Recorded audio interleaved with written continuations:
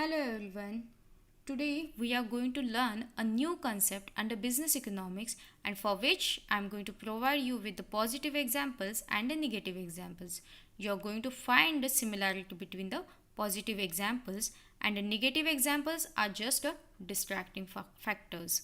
So are you all ready to learn a new concept? Here is Ella and she is saying, let's see what does the positive example says. So the positive and the negative examples are as below. The positive example is Indian Railway and the negative example is Airtel. The next positive example is Mahavitaran, that is a service provider of the electricity in Maharashtra, and the negative example is boys playing in a playground. The next positive example is Indian Post and the negative example is Hero Honda. Did you find any similarity between those? If the answer is no, let's see few more examples. The positive example is DRDO, that is the Defense Research and Development Organization, and the negative example is vegetable vendor. The next positive example is Nausena and the negative example is ONGC. So Ella looks very excited and she has found a similarity between the positive example, and her words are as below. Now I got it. The positive examples are denoting the single controlling authority. Very nice, Ella. The above said are the examples denotes there is only single seller, and hence such market is known as a monopoly market. We have seen the under monopoly only single controller of the authority, and that authority is known as a government. Now let us learn together the new concept, that is a monopoly market structure. So students, I am going to ask you some questions, and for which you are going to provide me with the answers. My first question is, who is a service provider of the electricity in Maharashtra? Very nice, students. The answer is MSAB.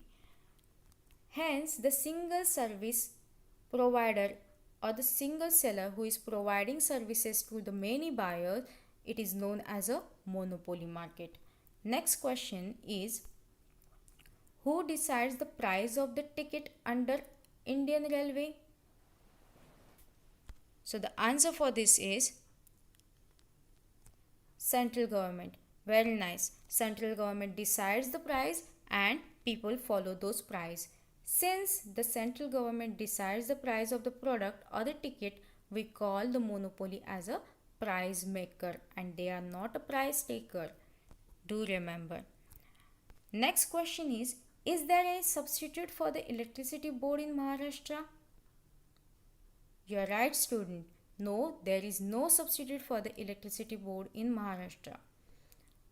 Since there is no close substitutes, therefore monopoly market don't face any competition in an economy. So let's summarize it. The monopoly market. It is a myth. Why it is myth? Because in reality, such market does not exist. That's why the monopoly is known as a market of the myth. The next is, monopoly is known as a single seller because they are controlling entire economy.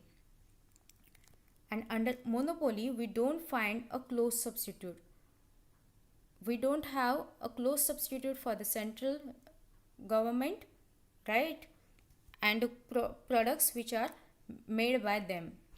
And the last is, they are price maker. Whatever the price decided by the central government, we are following.